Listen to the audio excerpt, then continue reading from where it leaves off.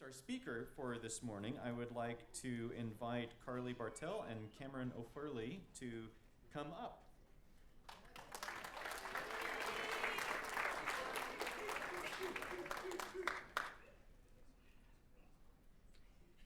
Social work is a helping profession which aims to provide guidance to people who are struggling in some way to access the services, resources, and support they need to lead a fulfilling and meaningful life.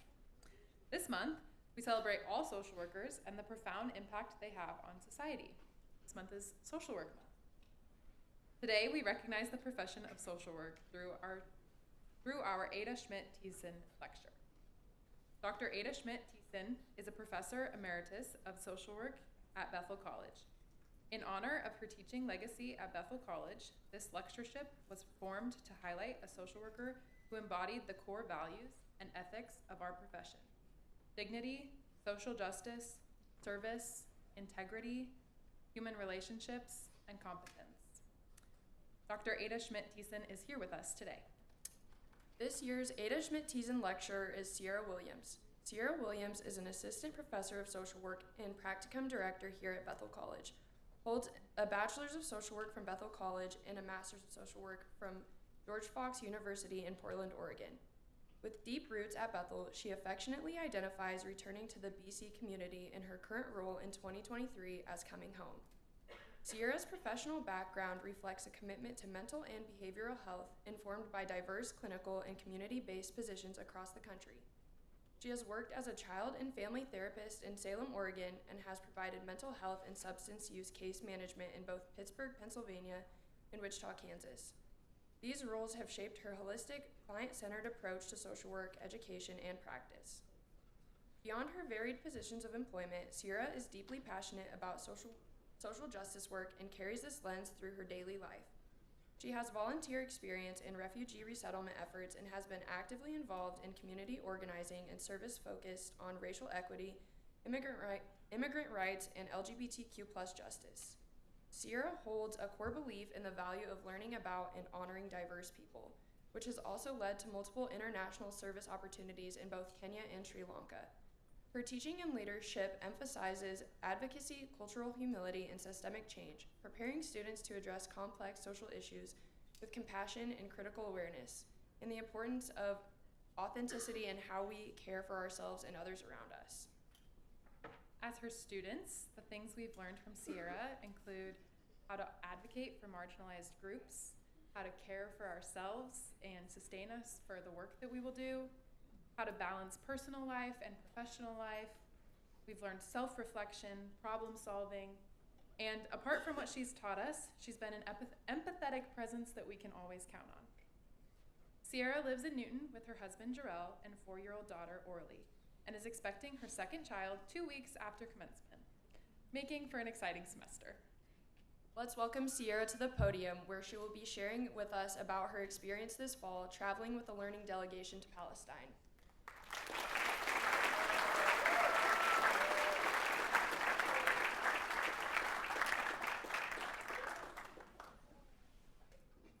Good morning, everyone. Can I get my slides up, please? Thank you. Welcome. I have so many friends, community members that have come today, and I extend a very warm welcome to all of you and a thank you for joining us today. I really want to thank the Ada Schmidt-Thiessen Lectureship Committee.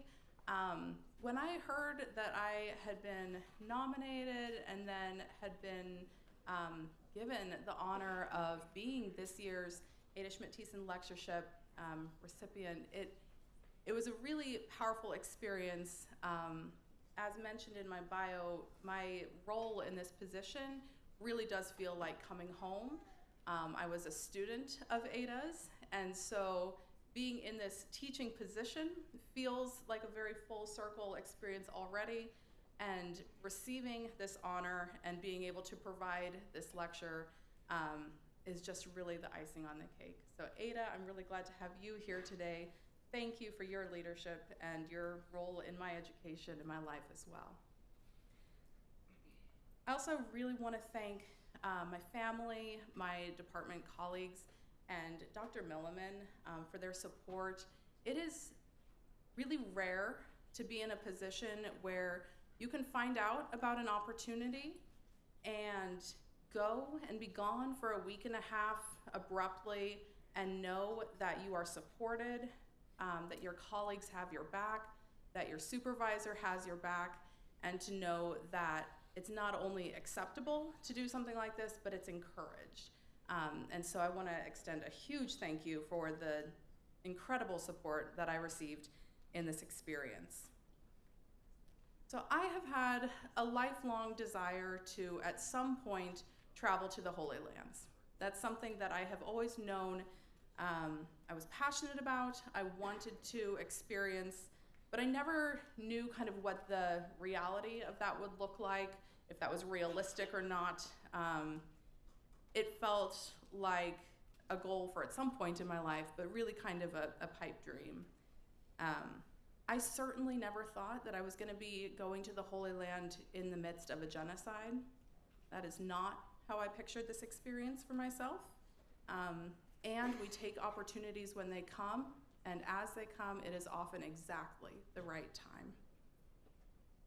So this fall, back in October, I learned about and was invited to participate in a learning tour through Mennonite Central Committee, where we would be going to Jerusalem and areas of the West Bank in Israel-Palestine, and learning with the lens of Palestinian solidarity. From the time that I learned of this opportunity until when I was supposed to be getting on a plane was about 4 weeks. This was in the middle of a government shutdown. My passport would not have been valid by the time I would have returned, and so I needed to expedite a passport renewal, figure out transportation in times when TSA and airports were delayed, travel was not guaranteed. It was a very difficult time. There were a lot of unknowns and a lot of questions of if this was even going to be possible for me. How was I going to get my classes covered? How was I going to make everything happen?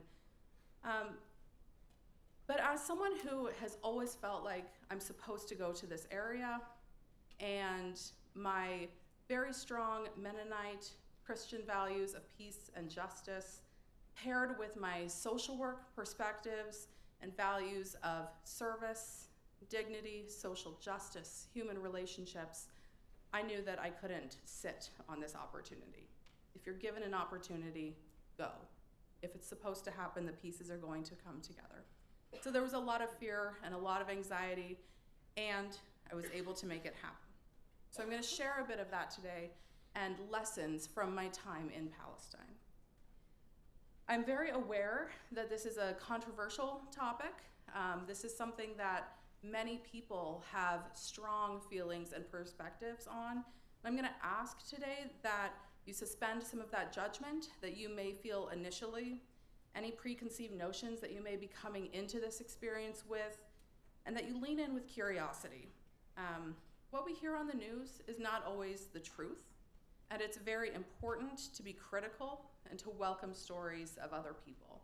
So we're going to have an opportunity to do that together today. This is me in Jerusalem.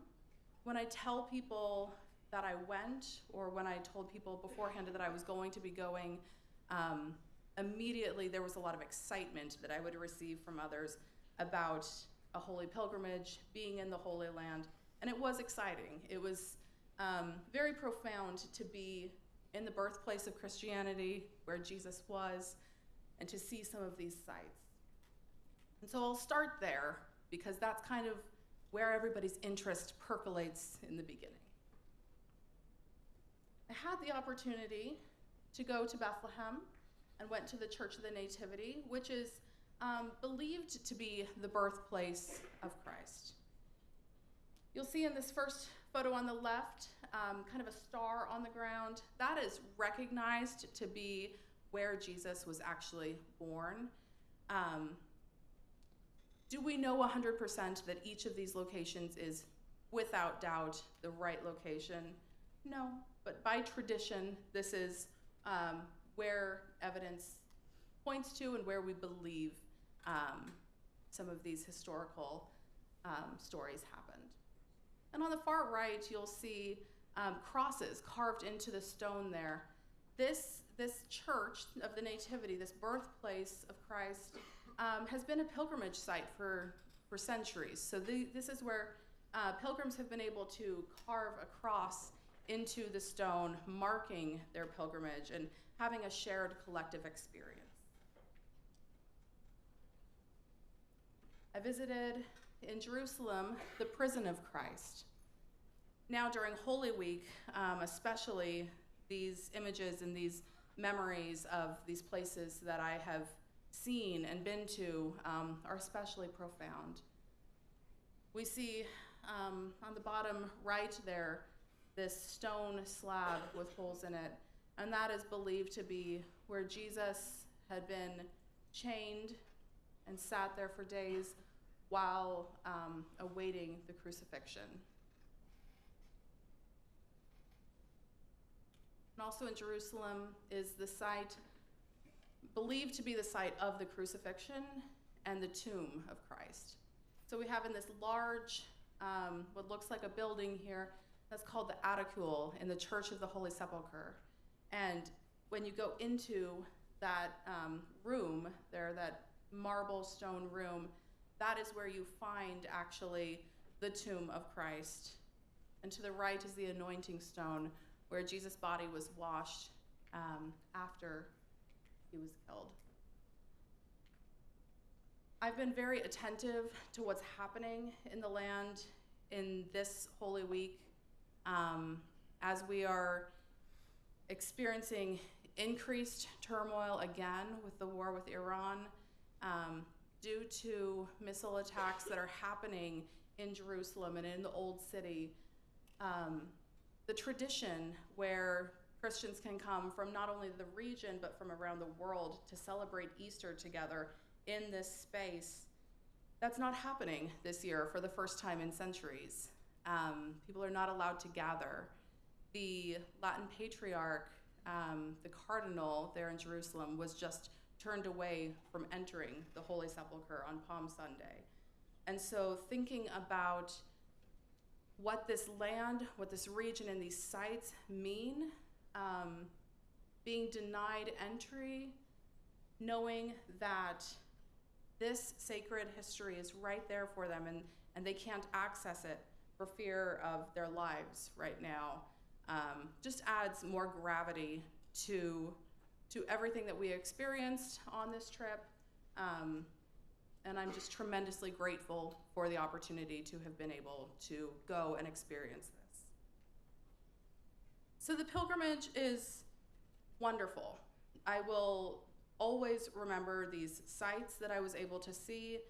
They're incredibly profound. They're so special, but that's only a very small part of what this trip was actually about. This wasn't meant to be a holy pilgrimage. This was a solidarity learning tour with the Palestinian people. So this is the team that we were able to work with closely when we were there in Palestine. This is Mennonite Central Committee, their Jerusalem office staff. The man on the far left is Mark. He was our guide, planner, organizer, therapist, pastor, driver, everything while we were there. So grateful for him. These four together, along with 2 country reps that are located in Jordan, the neighboring country, they organize, manage all of the projects that happen in this land. So MCC spoke on over 20 different projects that they are carrying out right now throughout Palestine, Israel, and Jordan. And when we think about Palestine right now, what is probably popping into most people's mind is Gaza, because that's what we see on the news, that's what we hear about. But this trip did not focus on Gaza because we can turn on the news and we can easily see what's happening, not always through balanced narratives, but it's important to recognize that there's an entire experience that is being overshadowed by what's happening in Gaza, and that's the experience of Palestinians that are living in the West Bank. We don't hear these stories to the same degree. And so this team put together a trip for us where we would meet with Palestinians at all different levels, some that are in positions of power and authority, and some that are just everyday citizens just trying to make ends meet and survive and hold on to their dignity in this time. And so that's really what we're going to be talking about. The title of this presentation is Witnessing Samud. And I would imagine that maybe 4 or 5 of you in this room know what Samud is. Samud is a word that translates to steadfastness or firmness. And what this really is a core Palestinian cultural value and practice of perseverance, resilience, and daily resistance in the face of occupation, apartheid, and genocide. When you are living under oppression and in an apartheid state, finding the willpower to continue going, finding the strength to continue living every day and continue living a life worth living, it's difficult. And what we saw in the Palestinian people is this tremendous commitment to their community, to their religion, to each other, and just continuing to persist in a way that they are reclaiming the quality of their life. They are saying that they are still here. They are going to continue no matter what oppressive forces might try to stop them. And so that is this concept of Samud and what really held this trip together. And when we met with individuals at all different levels, we held on to this concept of Samud, and we could see the ties of how people were holding on to their perseverance and their resilience. As we think about this, it's very important to understand the occupation, the Israeli occupation that Palestinian people are living under today. You turn on the news, you get on Instagram, you see what's happening in Gaza. We see the rubble that is left, the destruction of an entire region. But we're not seeing really what's happening throughout the West Bank. And so this is another region of Palestine. If you're not familiar with the history and the context of the region, that could be an entire degree. I'm not able to give that in a 30-minute convo. I would strongly encourage you guys to go back, research, learn some of this for yourself. But there is a long historical context that has got us to this point. And where we're at today is that Palestinians are living under Israeli occupation. Some signs as we're driving throughout the West Bank, this is abundantly clear. There's not a time when you can look out the window or interact with someone and not see that or feel that around you. This military vehicle here is a tank that we passed just on the road driving that we were told was leaving Gaza. And so this is just a very normal sight to see is military vehicles because it is an active, Gaza is an active genocide zone. And so that is a very normal sight to see, even moving throughout the West Bank. On the top right is what's referred to as the West Bank barrier wall. This is a tool of the Israeli government where they have built this wall that divides lands, what is meant to be Palestinian and Israeli lands. However, this wall divides entire territories and regions where Palestinians have communities, they have homes and families, and crossing this wall, being able to get to the other side of it, to see loved ones, to get home, to get to work. There are many, many layers of barriers in the way that this is used as a tool to restrict movement of an entire group of people, which keeps them held in their communities, held in restricted movement. And on the bottom there, you'll see some yellow gates. Gates and checkpoints are another tool that are used to restrict movement, restrict access for the Palestinian people. So these are often closed, and if you hold an Israeli ID, you're able to pass through checkpoints and gates. But if you hold a Palestinian ID, it's very difficult to be able to pass through, which means that people are often trapped in their communities. We were given stories of individuals that have had medical emergencies or have gone into labor, and if a checkpoint is closed, or if perhaps there's an Israeli soldier there that for some reason doesn't want to let them through, they won't have access to a hospital.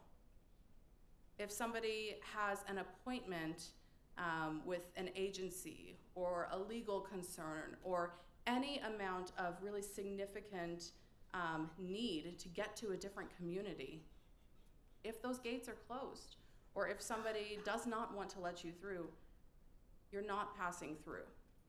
And so here in Newton, we think about, if someone's running late and you hear, I was stuck at a train, we just kind of accept that. It's just known, Newton, trains, very common. But we know that a train is not going to restrict us for hours or days at a time. The norm in Palestine is an understanding that somebody may or may not show up where they need to be because a gate was closed or a checkpoint was closed. So these are some of the many, many tools that the government uses to control an entire group of people. So we have to have this context as we think about how people are responding to this. But where we see any form of oppression, we also see resilience. And if you've taken a social justice and social change class with me, you know that every movement of oppression is met with a movement of resistance and resilience as well. And that's where I want to focus our efforts in our time today, is where do we see resilience taking place? So this is Samud. Because we were on a Christian faith-based learning tour, we had an incredible, incredible opportunity to meet with many faith leaders and the patriarchs of the land. So these are the highest ranking Christian leaders throughout the Holy Lands here. At the top left, we see Bishop William Shomely. He's the Vicar of Jerusalem, and he represents the Latin Patriarchate. We spoke with him, and the Latin Patriarchate is essentially the Catholic Church in the region. We spoke with him for a long time, and he talked with us about the ways that the Catholic Church is working on bringing food and goods into Gaza, standing up to Israeli officials, and advocating for an end to the genocide. Even someone that represents so many different perspectives. The Catholic faith and Christianity is not one perspective only, and yet they didn't mince words. They didn't try to sugarcoat anything or hold equal weight to all different perspectives. Instead, they recognized who's being oppressed, who are the powerless here, and how can we advocate for them. In the top middle there is his Beatitude Theophilus III. He's the Patriarch of Jerusalem within the Greek Orthodox Church. He shared similar ideas as with the Catholic Church. However, he also shared about a focus of making sure to protect the different Christian pilgrimage sites and holy locations in order to keep the land open to Christians from around the world.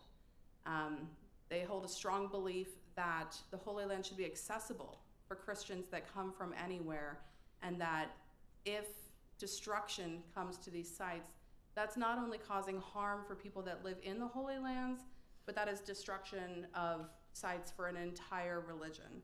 And so he had a strong focus of maintaining accessibility to these sites. In the bottom left here, is the Reverend Dr. Donald Binder. He represents the Anglican or Episcopal Church. Of note, one of the things that the Anglican Church there is doing to continue holding on to resilience is they were running one of the longest fully functioning hospitals in Gaza. And what I found very important is in this hospital in Gaza, in the middle of a destruction zone, they're not only focusing on treating trauma wounds, results of bombings, or catastrophic injuries like that, but they are also continuing to provide cancer treatment. And why is that important? It really hit me that when you're in the middle of a genocide, when you are in the middle of experiencing this, to be able to say, my life still matters, it is still worth living, and not only do I want to overcome this political context, but I believe that there is still life after this, and I'm going to get treatment to still live my life after. For them to continue running this hospital and say, not only are you going to overcome this genocide you're in, you're going to overcome your cancer, and you deserve a long life of thriving. It's a small thing to continue providing cancer treatment, but it speaks to the fullness of life. And those are the things that are so important to hold on to. And on the far right is the Reverend Dr. Munther Isaac, and he is a Lutheran pastor and liberation theologian. And frankly, at this point, he's kind of my hero. I am a Munther fan, certainly. He is a strong, powerful advocate who speaks boldly and passionately about resilience of the Palestinian people, calling for an end to the occupation, to the genocide. He speaks on a global platform. He has spoken with our congressional leaders, and when we met with him, in one of the contexts that we had a conversation with him, he ended up kicking us out a little bit early because he let us know that Al Jazeera was outside ready to interview him, and so we needed to end a little bit early. So that speaks to kind of the broad stage and platform where he is powerfully using his voice and speaking boldly against the harms that are happening to his people. So we spoke with these top leaders, but we met with people kind of at all different levels in different capacities that are carrying on this work of Samud. And on our first full day that we were in Palestine, the leaders of MCC took us up into the northern region of the West Bank, where we got to meet with their first partner organization. So this MCC partners with the Applied Research Institute Jerusalem, which goes by ARIJ. And what this is a very small remote village where they have traditionally been herders and farmers of goats and sheep. And when you think about herders with goats and sheep, you think typically about a lot of land that you're going to allow your flocks to graze on. However, there is a law in Israel that if land is not cultivated for 2 years, it can be claimed by the government, and whoever is in possession of that land then loses their land. And grazing flocks is not considered to be cultivating or a qualified use of the land. And so farmers have had to adapt what they have been doing for millennia. And they are now needing to transition from grazing their flocks in their fields to moving into more sheltered locations and having barns and sheds where they have their livestock. This obviously changes production outcomes, the health of their animals, and so they partner with MCC and ARIJ to develop new grains, new ways of farming that are going to be sustainable for these farmers and their families.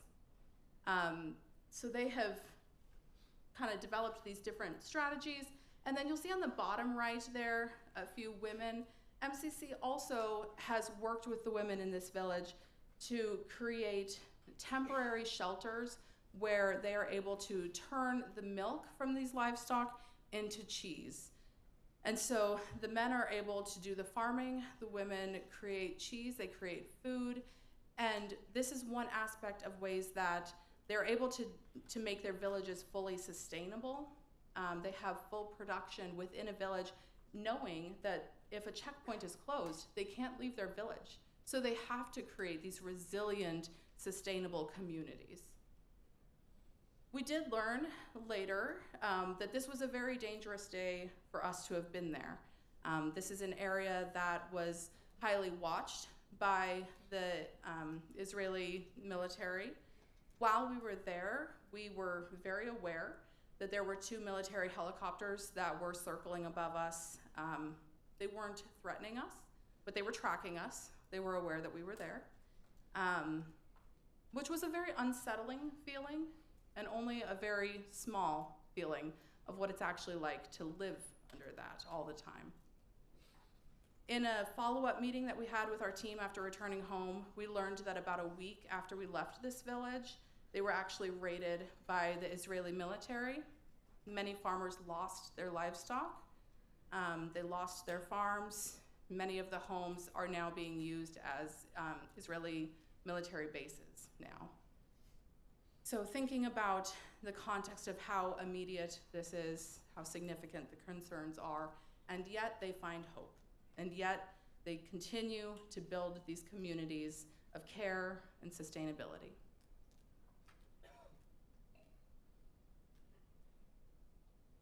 The most impactful day for me when we were there was a day that directly relates to my work as a social worker. Another one of MCC's partners is YMCA East Jerusalem, and I can't include pictures of individuals or specific anything that really indicates much, because this was a day of significant safety and security concerns as well. We met with counselors, staff, and leaders of the YMCA who provide psychosocial support, counseling, rehab for young boys and men in this village near Bethlehem, where young boys and men have been either wrongly incarcerated or have been injured in some way by the IDF. So one of the things that, as we met with social workers and psychologists that are providing counseling support, one of the things that they talked to us about is that many, many young boys are wrongly incarcerated under the assumption of having thrown stones at an Israeli military person. That may or may not be true. In many cases, the young boys are actually just walking to school, completely minding their own business, and then they may be incarcerated, and while incarcerated, experience horrific acts of abuse against them. Or if they're walking to school, they may be shot by an Israeli sniper that they did not see. Not having done anything except existing in this space. And so what the counselors talked with us about is that these are individuals that may not have had any extremist beliefs or behaviors in the past. They were just trying to care for their families, get an education. However, after being injured or wrongly imprisoned, it can fuel an attitude of extremism. And so when we hear that Israelis have a right to protect themselves, or when we think about just human behavior of retaliation, of self-preservation, if someone harms us and we are angry and we want to get back at them, what that can actually do is that can actually cause greater harm then for these young boys that have been victimized. And so they provide counseling support, individual, family, and group support to help these young boys and their families work through the trauma that has happened to them, both so that they are safe and okay and are able to process their trauma, and to prevent them from turning to behaviors of retaliation later on. We met with about 10 young boys that had been injured in some way, and what they spoke to is the way that they have normalized talking about trauma and mental health. It is not the norm to have those conversations. However, through this experience, they've learned the importance of being able to be vulnerable, to share, to talk about things, and they've created a community of support in the face of what's happening to them. In this village, it's approximated that around 40% of young men or boys have all been injured by the IDF. So when you think about 40%, if you even just look in this room, and you think of 40% of the males in this room, it's very, very concerning when you think about what that does to a community, and yet they find resilience. They find hope with each other. And a final significant day that we had was with what's known as the Tent of Nations. This is a family that has owned land, a Palestinian family that has owned land for over 100 years. And through the course of these 100+ years, there have been ongoing, relentless efforts for them to lose this land. So there have been attacks on the family that have been aggressive, that have been violent in nature. There are legal proceedings of the Israeli government trying to find ways, loopholes in order to claim this land. And now we see that they are surrounded, they're on a hilltop surrounded by 5 different settlements where Israeli settlers are coming and placing new homes surrounding this family in an effort to push them out. But they remain strong and they remain steadfast in holding on to their land. One way that they do this is they rely on volunteers from around the world to come and be with them, to work the land with them, to hold space, to be in solidarity with them, so that it is much less likely that Israeli settlers are going to cause physical harm to them. If there are Westerners that are present, it would make international news. And so it's a way of using strategy to be in solidarity with folks. We met with just everyday citizens. Sammy on the left is a tea maker in Bethlehem who sings while making the best tea and the best storytelling about his experiences throughout life. On the right are Samir and Amal and their young grandchildren who hosted members of my team for a meal, and they talked about their experiences of resilience, including that they don't have hope that there will ever be a day without oppression. They don't believe in a 2-state solution. These things that we talk about here in America aren't true in their reality, but where they find hope is in each other, is in love, is in their faith, is in small moments where they are able to find connection with each other. And a final experience that we had was meeting with Rabbi Dana Sharon in the purple sweater there in the middle. Rabbi Dana works for Rabbis for Human Rights, which is an organization that brings together Jewish leaders in solidarity with Palestinians, that they are standing up and opposing the Israeli government and saying what is happening is not right, and we are not in support of our government, and we believe in the human rights and the dignity of the Palestinian people. And so meeting with her was incredibly impactful in hearing the ways that people can use their power, can use their privilege for good.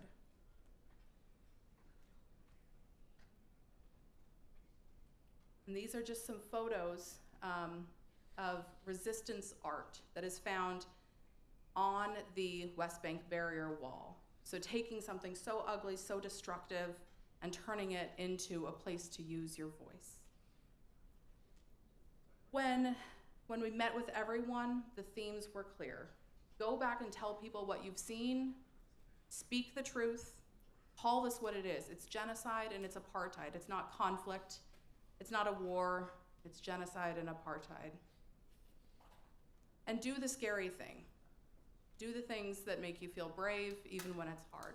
So that's my ask for you, is remain open, learn more about this specific context, but also in your own lives when things feel very scary or very hard, do the brave thing, do the scary thing, and it might end up just completely changing your life. Thank you. I think we have a few minutes maybe for questions. Thank you guys.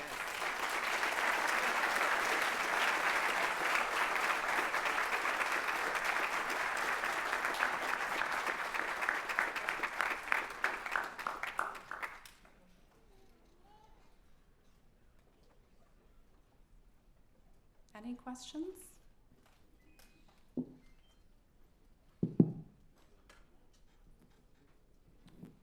What expectations did you have of the situation going into the trip, like based off like what you see on the news, and then how did they change like once you had experienced your trip? I had no expectations at all. I knew it was going to be hard. That was my expectation. I went in completely open because we had very limited information, frankly, for safety purposes. And so really when we got there, we didn't know what to anticipate at all. I knew we weren't going to Gaza, so I knew that we were not going to be in that active zone.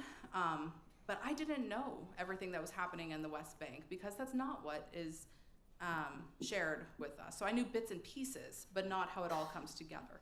And so I think big picture is the ways that media, that leaders, that strategy come together to overshadow the truth of what's happening, and just the importance of questioning narratives and exploring what else is going on. We have this big thing, but what else is also happening? That was kind of a takeaway for me. But I didn't know what to expect. Yeah.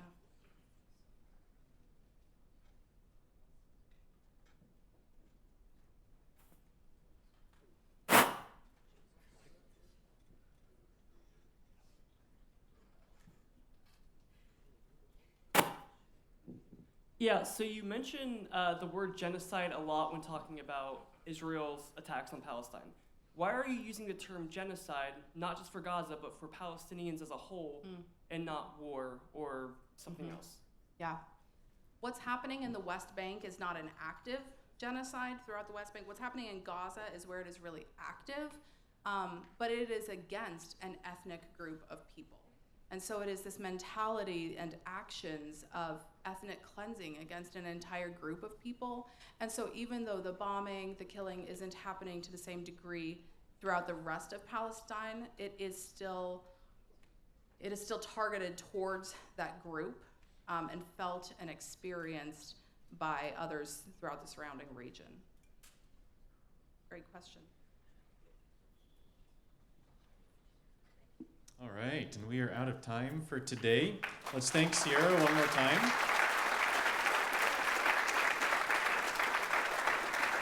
If you would like to continue the conversation, you're welcome to join Sierra for lunch